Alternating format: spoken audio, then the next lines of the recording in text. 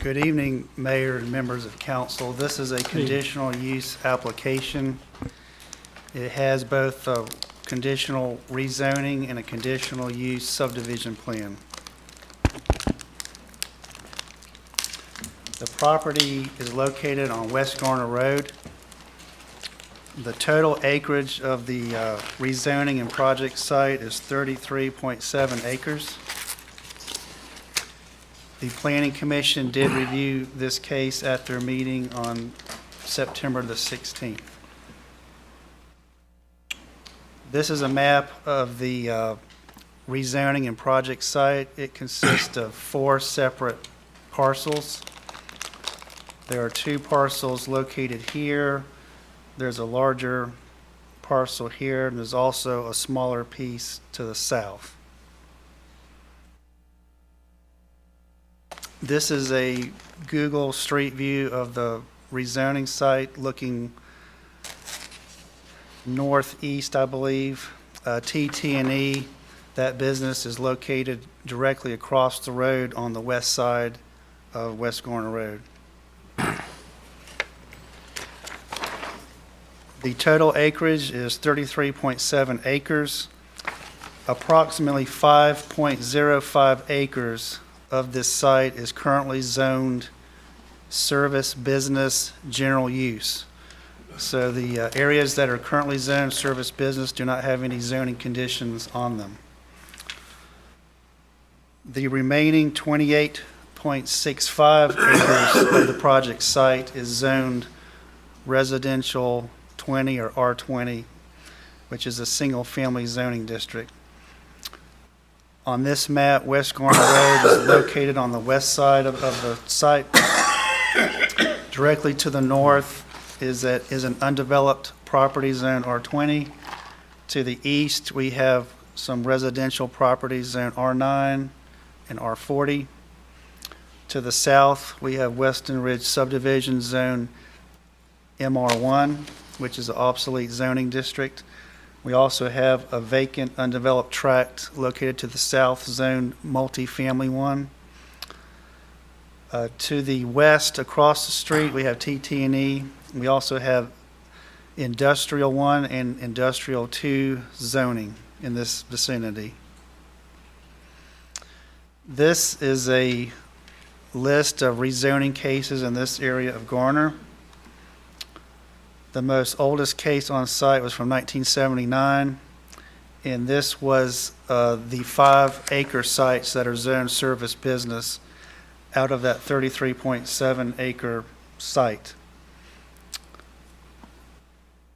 The case from 1997, I believe, was the rezoning for Weston Ridge subdivision, and the Greens Grill or Angie site was rezoned in 2000. The existing zoning on the property, we do have some service business zoning, 5.05 acres, and this is a heavy commercial zoning that allows office, retail, light industrial with outdoor storage.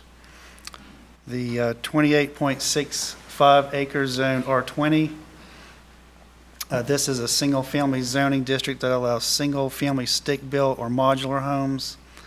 It also allows churches and schools, and the maximum density for R20 is around 2.18 units per acre. The requested zoning for the site, 29.63 acres will be zoned service business conditional use district 218, and the remaining 4.14 acres will be rezoned to R9 Conditional Use District 218. And the R9 portion is located on the east side of the creek, and we'll show you a map in just a second.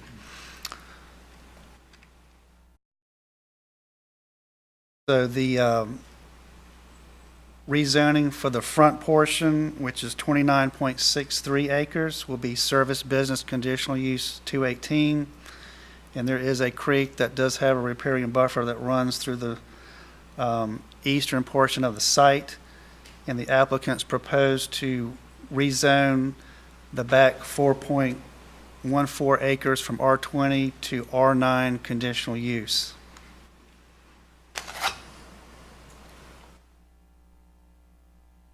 The applicant has proposed zoning restrictions on the site for both the R9 portion and also the SB portion. For the R9 portion on the east side of the creek, the applicant has proposed to limit the uses to single-family detached, single-family subdivisions, residential cluster, and modular homes. For the 29.63 acre portion, the applicant has proposed the following use restrictions. Service business allows a wide range of uses, approximately 55 uses, so the applicant has proposed to limit the list to these.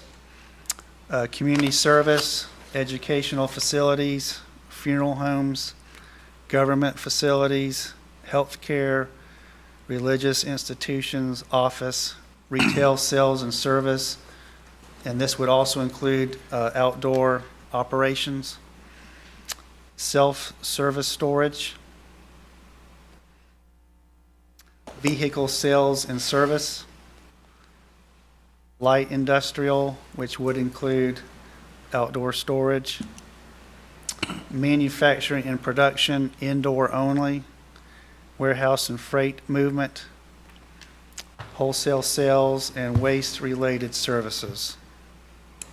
All other SB uses that are permissible in general use zoning that are not listed here would be prohibited.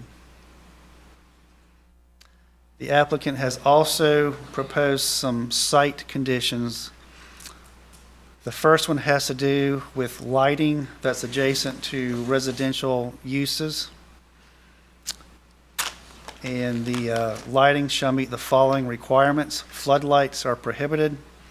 All site lights shall be full cut off fixtures. Site lights shall have a maximum height of 25 feet. So the first condition has to do with lighting next to residential developments. The next condition has to do with landscaping buffers provided next to residential lots. And this talks about the minimum height at installation, the types of shrubbery and plants to be installed, and this is above and beyond the minimum landscaping requirements of the UDO. So the applicant is proposing some additional landscaping and screening along the lots that are residential that are adjacent to this site. The Garner Forward plan. The Garner Forward plan designates the 5.05 acre sites that are currently zoned service business as light industrial. For the remaining area, the Garner Forward plan does designate this as medium density residential, and this designation would suggest single family duplexes, triplexes, quadplexes, townhome style developments with no less than 2.5 units per acre and no more than 5 units per acre. Also on the Garner Forward plan on the west side of West Garner Road, the plan does have some heavy industrial areas designated, but the majority of the designation in this area is predominantly medium density residential with some pockets of commercial to the north and also to the south. Looking at the guiding principles of the Garner Forward plan, we find that this request is in support of the following. Under living spaces, the proposed subdivision layout will allow that fencing, tree buffers, and berms can also be used to create complementary, non-controversial developments. This is on page 65. Number 2, the proposed subdivision layout does not promote the addition of light industrial traffic to the adjacent residential streets, thereby allowing the public areas of the neighborhoods to be better maintained and remain a positive asset. This is on page 68. So the proposed subdivision plan will not have any direct connectivity into any single-family neighborhoods. Working places is also a guiding principle. Number one, the business park subdivision can support the idea that investing in streetscaping and seeking opportunities for redevelopment of commercial properties has happened and should continue to occur in North Garner, page 74.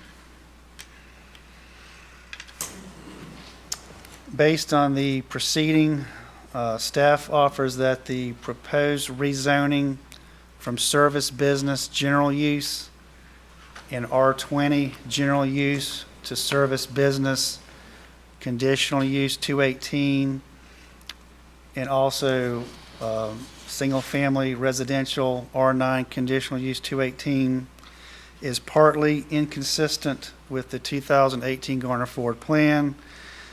It's not quite consistent with the future land use map, but it is consistent with the guiding principles that we talked about on the previous slide.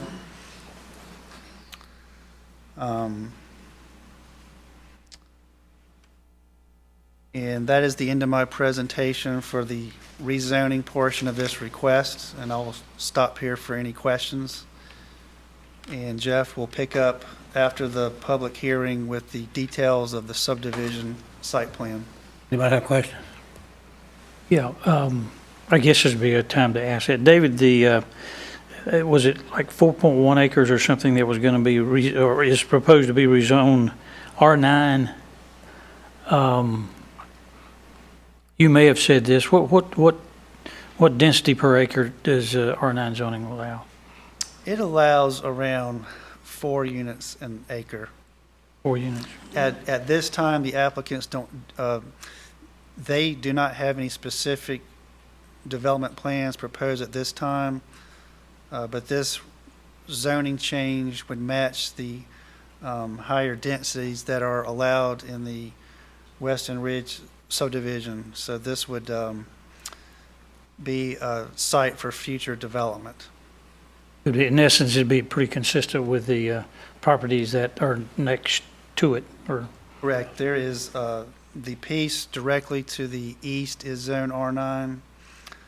To the south, we have some MF1 zoning that's vacant, and Western Ridge subdivision is zone MR1. So the R9 zoning is compatible with the zoning in this area. Okay, thank you. Good evening. My name is Ronnie Thompson, and I live at 1021 Evolve Drive in Garner. I've been here, born and raised in Garner all my life. Business owner nearby, TTD Iron Metal, and property here is something we bought 15 years ago, and now that it's about paid for, I would really appreciate your support on this business park. Here to answer any questions if you like. Thank you, Ronnie. Anyone from the public wish to speak on the zoning application? Anybody in the public wants to address the council?